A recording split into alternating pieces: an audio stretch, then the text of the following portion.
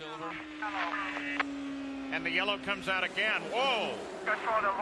2 cars right at the pit entrance. Greg Ray is one of them. There are 3 cars. One of them is a Target Chip Ganassi car. It looks like Hornish and Manning. Well, he was hustling the car. Look at the damage to that thing. You can see the disgust with Hornish. He threw his steering wheel out and he wants out of the car.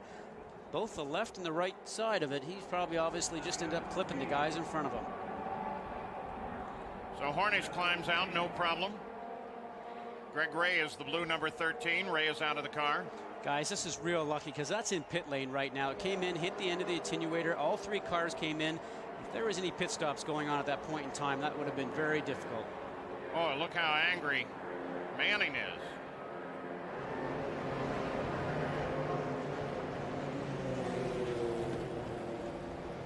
So let's take a look and see what set this situation up. We knew that Hornish was hustling pretty hard. You have to see the bottom of your screen. All 3 of them coming around there.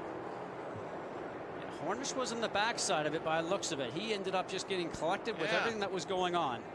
Pretty much a victim.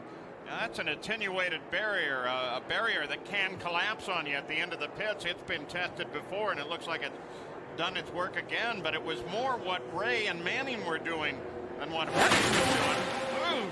I've hit that, Paul, and I got to tell you, that's it's not a great feeling. That thing just does not move, but it looked like Manning being on the outside possibly just swerved away from the wall, caught into Greg Ray, and then Hornish was just taken out in the accident. There's the victim. And the bad luck as we look at Darren Manning also waving, reminiscent of the way Eddie Sachs and even the Brit Jackie Stewart had to walk back down to pit road one time. But for Sam Hornish, the ill fate at Indy continues for this kid. And another rookie in Darren Manning out of the race. See that Greg Ray's just coming up. Manning's trying to stay on his line. And Greg ends up just getting a little bit high. There again, the dirty air probably from the car in front made the front slide up. Just goes and catches that left rear of Manning and sends everybody into a spin. And remember, this is the Greg Ray, the same Greg Ray that told us he had to finish 10th or better in this race or he'd be out of business. So disappointed, Sam, I know, but what happened? Can you explain? You know, we had a really fast race car. We had a problem in the pits. A piece stayed on with the vent. You know, nobody's fault. We had to come in and got to the back of the pack, and stuff like that happens. We had a super fast race car. I feel really bad for these guys. They worked so hard this month to make sure that we were fast. You know, first time I got to lead at the 500, and that's not been very forgiving to me, but, you know, we'll keep coming back until we get it done. Could you explain what happened in the incident? Bunch of guys got slowed up. Darren went to the outside of Greg, and Greg just ran right up into him. And, you know, I mean, I can't, that's what it looked like to me, and I was just right there, nowhere to go. You get the feeling that someday Indianapolis will be kind to Sam Hornish Jr., but so far it has not been a pleasant visit. There is this situation.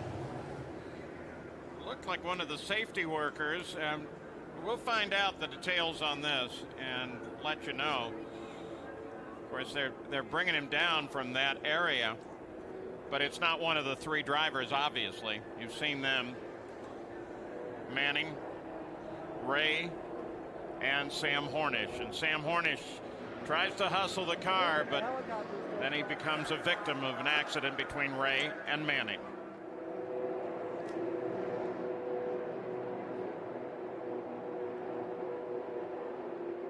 Those rookies that was having a good day up until that incident. Did you feel as though you had the pass on Greg Ray made? Yeah, I was actually trying to pass Hornish Jr. as well at the time, but so I don't know what was going on with Greg. I don't know if his spotter hadn't told him that I was there, but you know, he just kept coming and clipped my my left rear. So you know, he should have maybe even seen me because I was well alongside him. So just a shame. I guess it was my fault really, because for being at the back of that in that position anyway. You know, I didn't have it in gear in the pit stop, and that dropped us right to the back of the field when we were running in third. So just a great shame for Team Target and Toyota, because you know, that we were right up at the front of the field by that second stop with you know, 120 laps to go, and you know, I had a quick car. We were setting fast laps. I was able to overtake and run with everybody out there. So just a shame for all these guys to put such hard work in, so a bit disappointing. This is your first Indianapolis 500. Did it live up to everything you had hoped it would be? Well, it bit me, that's for sure. You know, yeah, just I think this is what the month is all about. You know, the highs and lows. You know, somebody's going to be on a big high at the end of another couple of hours of racing, and you know, me and Sam, two favourites, we're out already. It's a bit of a shame. Let's go to Gary Gerald.